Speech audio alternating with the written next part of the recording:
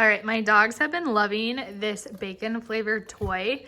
Obviously because it probably tastes really good, but it also feels good on their gums. It's like I don't know what it's made out of, but like a rubber silicone. So it's not super hard, which is actually what I like.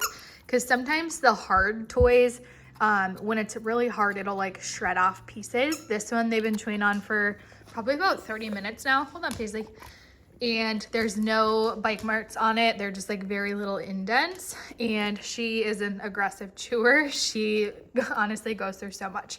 Also has a squeaker on the inside if you heard it. But this thing is awesome. It's non-toxic. Both of my dogs love it. I wish I had two, one for each of them, because Tucker here is just waiting so patiently for his. But this thing is amazing. The brand actually sent it to me to test out, and it's flexible, it's long lasting. I love the bacon infused because that's what attracts my dogs to it. And then the little grooves inside actually can help with cleaning your dog's teeth. So she also likes it as like a toy to play fetch with too.